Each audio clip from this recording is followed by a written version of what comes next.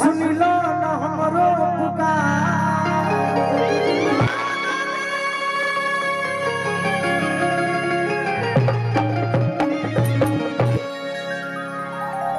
जननी होना जननी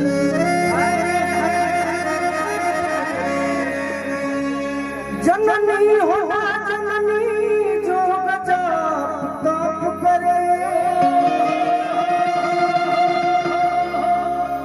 जननी न वेद हम गवार जब जननी अजननी हो जाना जन्म दुआ चाहत काबा गुलराज लैया तोहार जग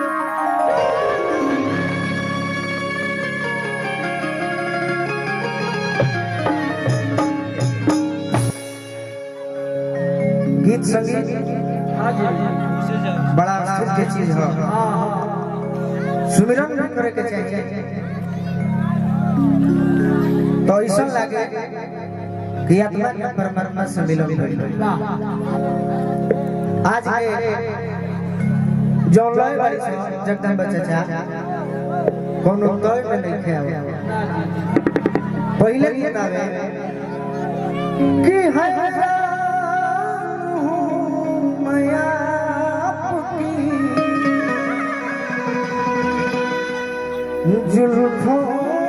को देख कर पहले लड़का कहने लड़की के बारे में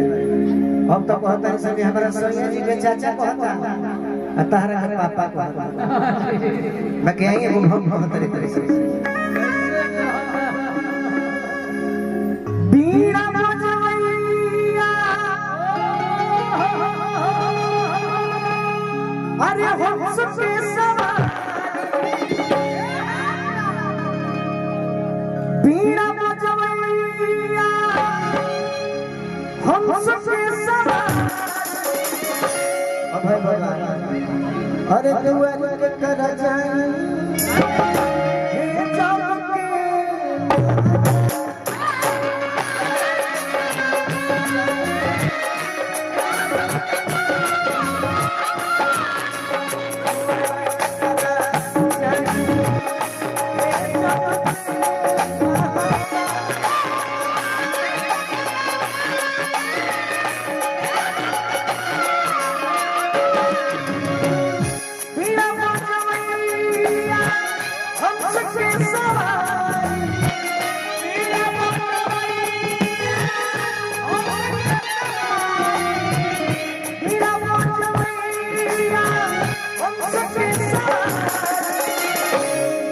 अरे दुआर के कर जाई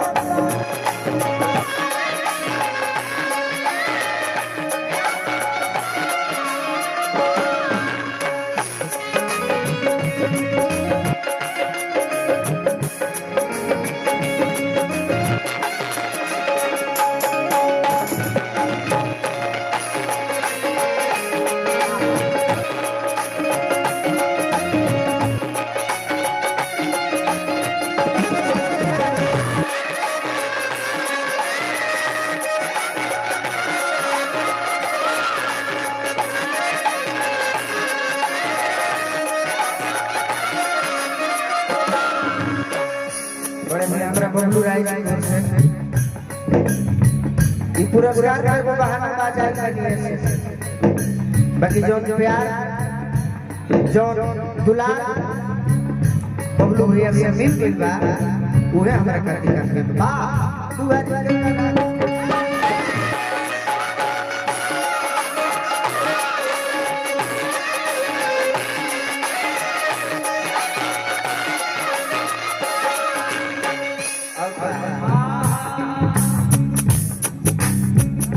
से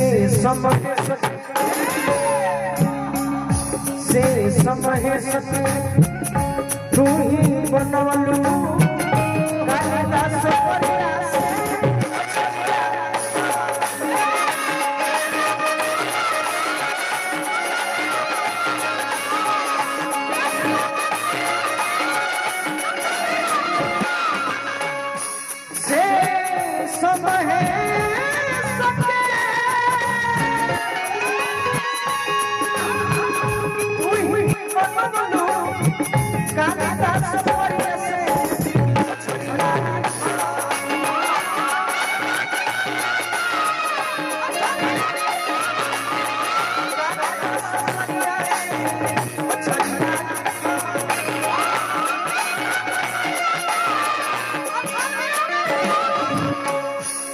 हमरा वही परिवार से वही टीम से हमरा विनोद भैया हमारे बड़का भैया विनोद सिंह जी की ओर से बहुत बहुत आशीर्वाद मिलल। भाई भाई के प्रेम बनो रहो ये मैं से प्रार्थना है। आओ तो हरी दुआरिया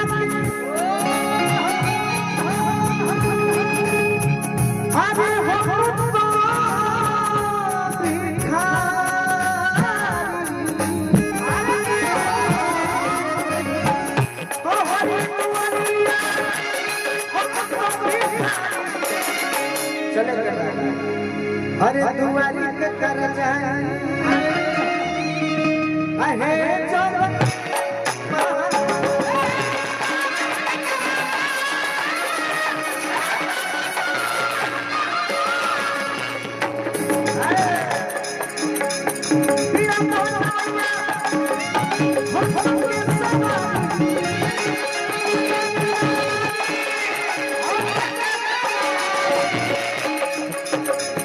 मेरा बहुत